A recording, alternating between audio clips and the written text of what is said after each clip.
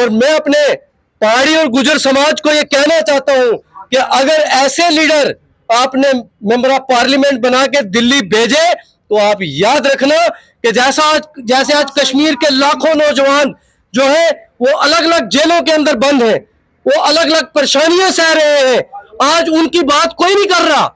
यही लोग थे जो उनको इंस्टिगेट करते थे और उनको एक अलग लेवल पे ले जाते थे। आज आपने देखा है वो अलग अलग जेलों के अंदर बंद है, लेकिन आज उनकी बात करने वाला कोई नहीं है। वो इसलिए नहीं है, ये लोग सिर्फ आगे ले जाते हैं, ये लोग जो है हमारे लोगों को मिसयूज करते हैं। भाजपा ने हम पे एहसान ना किया होता तो शायद हम क्या सोचते, ये अलग बात थी, लेकिन भाजपा ने हम पे एहसान किया है। और दूसरा, क्योंकि नेशनल कॉन्फ्रेंस जो है उसको पहाड़ी समाज पसंद नहीं करता, क्योंकि उनकी लीडरशिप ने हमारी बहुत बड़ी मुखालफत की। हम नेशनल कॉन्फ्रेंस को भी अपोज कर रहे हैं, हम महबूबा जी को भी अपोज कर रहे हैं। हमारा अपोज करने का रीजन है कि जब 370 हटा तो तब महबूबा जी और उमर साहब ने ये कहा कि जनाब हम तब तक जो है वो इलेक्शन में पार्टिसिपेट नहीं करेंगे जब तक के 370 वापस नहीं आता। आज आप देख रहे हैं, आज दोनों कैंडिडेट बने हुए, इन्होंने फिर गुपकार अलायंस बनाया, कहा एक लार्जर लेवल पे लड़ाई लड़नी है। वो कहां गया यार इनका गुपकार अलायंस? एहसान मिर्जा साहब हमारे साथ मौजूद हैं, जो कि एसटी जो पहाड़ी एसटी फोरम है उसको लीड करते हैं। बातचीत करेंगे, इनका एक बहुत बड़ा अहम रोल रहा है आज तक की इस पूरी जंग, जो एक जंग लड़ी है इन्होंने। एहसान भाई, सबसे पहले आपको मुबारकबाद है, क्योंकि उसके बाद जब से पहाड़ी कबीले को एसटी मिला है हमारी मुलाकात नहीं हो पाई। सबसे पहले आपको मुबारक है। शुक्रिया यार, आपका भी बहुत बहुत। आपका भी एक बड़ा रोल है हमारे खास को प्रोजेक्ट करने में। एहसान भाई, अगर बात करें हम, जिस तरह से आज आपने एक प्रेस कॉन्फ्रेंस की है प्रेस क्लब में, और आप पहाड़ी कबीले से ये आह्वान कर रहे हैं कि आप सब लोग जो हैं अपनी पार्टी के जो इकबाल मन्हाज साहब उनको वोट करने के लिए आप कह रहे हैं 25 तारीख को, कैसे देखते हैं? देखिए भाईजान, हमारा बड़ा दिल था कि हम भाजपा को वोट करें। हम लोटस के ऊपर जो है वो अपना मोहर लगाते, और हमारे लोग अभी तक भी शौक में हैं। 19 तारीख तक हम वेट करते रहे, अभी तक भी शौक में हैं कि भाजपा ने अपना कैंडिडेट क्यों नहीं उतारा। तो आपने पूछा नहीं उनसे क्यों नहीं उतारे? नहीं, देखिए हम कैसे पूछ सकते हैं, हमारा मेन मकसद था, हम तो शेड्यूल ट्राइब स्टेटस चाहते थे। हमने उनसे और तो कोई ऐसा तो कहा नहीं कि आपने डिमांड तो की होगी ना कि आप कैंडिडेट उतारिए, हम आपको वोट करेंगे। नहीं, ये हमने जरूर बोला था कि कैंडिडेट आप उतारेंगे तो हम जोक तर जोक हमारा बच्चा बच्चा आपके लिए वोट करेगा। लेकिन देखिए, बड़ी लीडरशिप है, उनके बड़े फैसले होते हैं।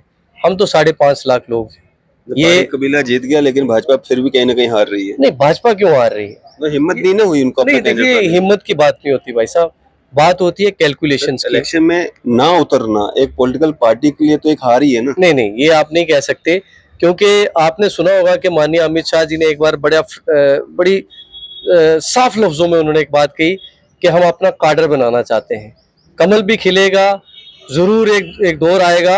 ये भाजपा वाले बड़े प्रैक्टिकल लोग हैं, आप जानते हो। पिछले 10 साल से सत्ता में हैं, फिर भी अपने कैंडिडेट 3 खड़े नहीं कर पाए। वो भाईजान कैंडिडेट 3 उस इलाके में खड़े नहीं ना कर पाए जहां पे एक वो पॉलिटिकल पार्टीज जिन्होंने 40 साल से लोगों के साथ खिलवाड़ किया ना, लोगों को इमोशंस के साथ चलाया है ना। तो किसी ने मौका देना चाहिए था ना, कोई ऑप्शन वो चुनते। सर देखो ना, वक्त लगता है ना, चीजों को सेटल होने में वक्त लगता है। आप मुझे बताओ का कौन सा वक्त लगेगा? नहीं, 10 साल नहीं है, ये 2019 के बाद तो सही जो है बैटिंग जो एग्जैक्टली है ना वो 370 के हटने के बाद हुई है। 2014 के बाद क्या हुआ?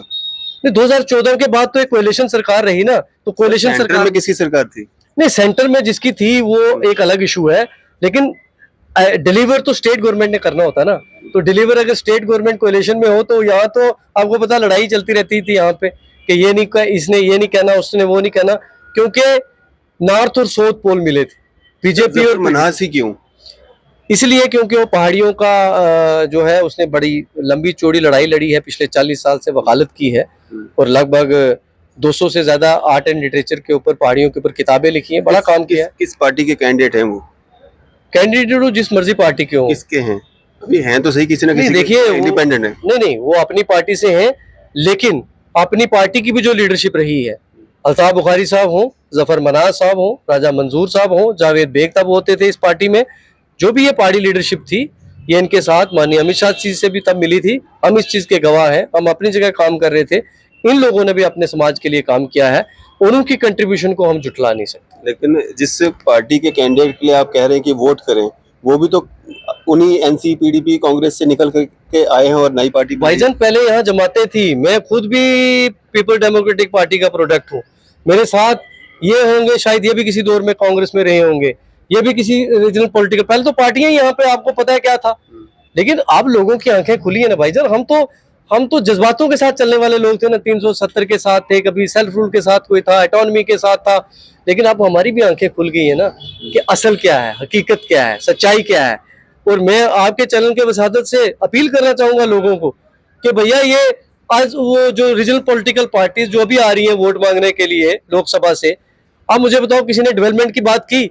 किसी ने ये कहा हो कि हम आपका रेलवे लाइन बनाना चाहते हैं, टनल खुलवाना चाहते हैं, ऑल वेदर रोड कनेक्टिविटी करना चाहते हैं, टूरिज्म को प्रमोट करना चाहते हैं? ये तो कोई बात ही नहीं। बात कर रहे हैं शनाख्त की। भैया कौन सी शनाख्त की, शनाख्त की बात करते हो?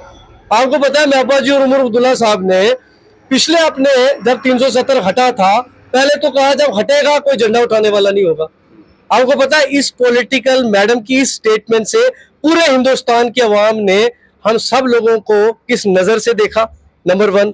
नंबर 2, इन्होंने ये जब हट गया तो फिर ये कहा कि जनाब जब तक ये वापस नहीं आएगा हम इलेक्शन नहीं लड़ेंगे। आप जरा इनके लीडरों को पूछना, फिर आज इलेक्शन में भी पार्टिसिपेट कर रहे हैं, दोनों लड़ रहे हैं, उमर साहब भी लड़ रहे हैं, महबूबा जी भी लड़ रही है। और फिर इन्होंने कहा जनाब हम गुपकार अलायंस बनाएंगे एक लार्जर लेवल के इशू के ऊपर। गुपकार अलायंस भी साइड पे चला गया। आज आपने देखा होगा लद्दाख के अंदर भी नेशनल कॉन्फ्रेंस अपना कैंडिडेट उतार गई है। भाईजान ये सिर्फ पॉलिटिकल पावर के लिए ये सारे लोग काम कर रहे हैं। तो हम ये चीज महसूस कर चुके हैं। हमारे साथ तो 40 साल से पहाड़ियों के साथ तो इन दोनों ने खिलवाड़ किया। तो फाइनली हमने सोचा अपना कैंडिडेट है, अपनी कम्युनिटी से है, पहाड़ी है, हमारे इलाके से है, जीतना हारना वो भगवान जाने, लेकिन हमारा वोट मेजोरिटी में उसी को पड़ेगा। हसन भाई, पूरा अगर हम इस कॉन्स्टिट्यूंसी की बात करेंगे तो पहाड़ी वोट कितने हैं? लगभग 5.5 लाख। 5.5 लाख। तो गुज्जर बकरवाल वोट कितने हैं? 3.5 पौने 4 के आसपास। अनंतनाग को लेके हाँ जी, हाँ जी, सारा वोट। हाँ जी, हाँ जी। तो आपको क्या लगता है सारा पहाड़ी मतलब जफर मनाज साहब को वोट करेगा तो बाकी वाले जहां बढ़ता है बढ़ते रहे? देखिए बात यह है कि हमारी तो कोशिश ये है, बाकी ये तो वक्त बताएगा कितने लोग हम यूनाइट कर पाते हैं, कितने लोग हम एक कंसेंसस पे ले पाते हैं। अभी तक तो जो हमारे पहाड़ी कबीले की आवाज़ जो अभी नज़र आ रही है वो सारी जफर इकबाल मनाज साहब की तरफ। तो ये जो महबूबा मुफ्ती के साथ लोग चलते हैं, ये जो उमर अब्दुल्ला साहब के साथ लोग चलते हैं, ये जो गुलाम नबी आज़ाद साहब के साथ लोग चलते हैं, ये कौन लोग हैं? देखिए महबूबा मुफ्ती से साहब के साथ जो साहिबा के साथ जो लोग चलते हैं वो सेल्फ रूल वाले लोग हैं, क्योंकि उनमें एक दो लोग ऐसे भी हैं, मैं उनका नाम नहीं लेना चाहता, आप समझ सकते हैं और आपका व्यूअर जो है वो ज़्यादा समझदार है। वो जब सेल्फ रूल बनता था तो वो उसमें डॉक्यूमेंट को क्रिएट करने वाले लोग हैं और मुझे लगता है एक मैच फिक्सिंग के तहत, एक प्रॉपर मैच फिक्सिंग के तहत वो पहाड़ी कबीले को गुमराह करके एक तरफ ले जाना चाहते हैं। और मुझे लगता है कि पहाड़ी समाज उनकी इस जो उनकी एक मैच फिक्सिंग हुई है एक बैक चैनल पे, उसको जो है वो समझेंगे और उनके बहकावे की तरफ नहीं आएंगे और अपनी पार्टी के कैंडिडेट जफर इकबाल मनास जो कि हमारे अपने कबीले से उन्हीं को वोट करेंगे। नहीं, वो जो लोग होते हैं वो गुज्जर बकरवाल कम्युनिटी से भी होते हैं, पहाड़ी कबीले से भी होते हैं, या बाहर से लाए होते हैं कहीं, मतलब इस कॉन्स्टिट्यूंसी से अलग किसी वहां से लाए होते हैं? नहीं, ये लोग अपने ही समाज के लोग होते हैं। वो कहते हैं ना कि ब्लैक शीप्स तो are everywhere, whether in Gujjar community you will find such person and whether in our community you will find such person. और शायद इन्हीं लोगों की वजह से 40 साल हमें भुगतना भी पड़ा। लोग समझदार हैं। आप भी अल्ताफ अरफाज भाई, आप जानते हो कि पिछले 2.5-3 साल से ये जो चेहरे आपको नजर आ रहे हैं, इनके अलावा आपको चेहरे नजर नहीं आए होंगे। हाँ, बाद में कोई प्रेस कॉन्फ्रेंस करने के लिए यहाँ पे कुछ लोग आ गए कि नहीं जी बीजेपी अगर अपना, क्योंकि उनकी मैच फिक्सिंग थी ना पहले से, शायद उनको ये लग गया था कि भाजपा नहीं उतारेगी तो हम ये लोगों का माइंड किसी और तरफ डाइवर्ट करें। वो पहले से ही आके यहाँ पे उसी तरह का माहौल बनाने के लिए आ गए थे। लेकिन आपको पता है जब 1 लाख आदमी रजौरी में इकट्ठा हुआ था, इनमें से कोई आदमी आपने वहां नहीं देखा होगा। जब 1 लाख आदमी बारामूला में इकट्ठा हुआ था, आपको एक आदमी नजर नहीं आया होगा। हम माननीय अमित शाह जी के पास जब मिले, एक आध बार हमने इनको शुरू में भेजा था, इन्होंने ही वादा किया था कि जनाब आपकी झोली में हम जो है वो डालेंगे जो वोट और सपोर्ट। तो आज ये पहाड़ियों के जो कहते हैं ना, जिसको व्यापारी और सौदागर बन के ये अलग लेवल पे गुमराह करना चाहते हैं लोगों को, लेकिन अवाम है ये सब जानती है, ये पब्लिक है ये सब जानती है। पब्लिक को सब पता है किसने ईमानदारी से काम किया है, किस सरकार ने ईमानदारी से काम किया है।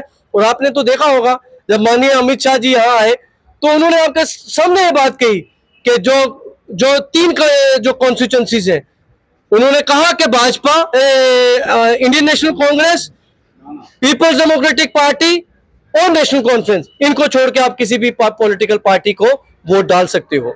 तो हमने जब देखा कि वो तो सच कह रहे हैं, हमारे समाज के साथ भी इन तीनों कम्युनिटीज ने जो है हमेशा खिलवाड़ किया, तो हमने भी फैसला लिया कि हम अपने पार्टी के कैंडिडेट जफर इकबाल मनास, जो कि हमारे कबीले से हैं, हम उनको वोट करेंगे, हम उनको सपोर्ट करेंगे। ये पहाड़ियों का फैसला था या भारतीय जनता पार्टी का? क्योंकि रविंद्र रैना जी ने भी कई बार कहा है कि बैट बॉल को सपोर्ट कीजिए, वोट कीजिए। देखिए ये मैं तो, हम तो पहाड़ियों के नुमाइंदे हैं भाई, हम तो पहाड़ियों की बात कर सकते हैं, बाकी भाजपा की बात आप भाजपा के लीडरों से बात कर सकते हैं, वो आपको बता सकते हैं। तो इसमें गुलाम नबी आजाद साहब के जो कैंडिडेट हैं तो उनको भी आप सपोर्ट कर सकते थे?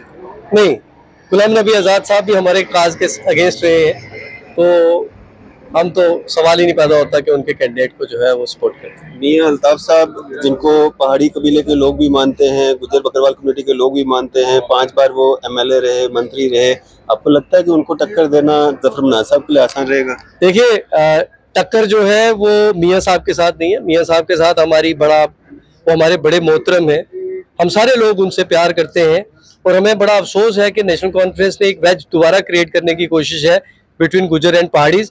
अगर भाजपा ने हम पे एहसान ना किया होता तो शायद हम क्या सोचते, ये अलग बात थी, लेकिन भाजपा ने हम पे एहसान किया है। और दूसरा, क्योंकि नेशनल कॉन्फ्रेंस जो है उसको पहाड़ी समाज पसंद नहीं करता, क्योंकि उनकी लीडरशिप ने हमारी बहुत बड़ी मुखालफत की है, तो इसलिए कोई भी पहाड़ी जो है वो जो बाशऊर पहाड़ी है, जो समझता है कि 40 साल से हमारा इतना केस लंबा क्यों लटका रहा।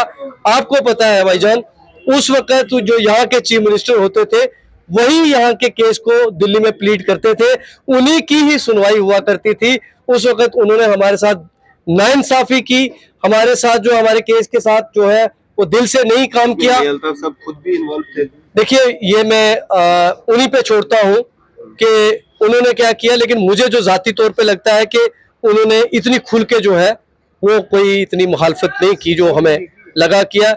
अगर हम सपोर्ट की बात करें तो सपोर्ट भी खुल के उन्होंने की नहीं की, तो मैं ये भी नहीं कह सकता कि उन्होंने जो है वो विरोध किया हो।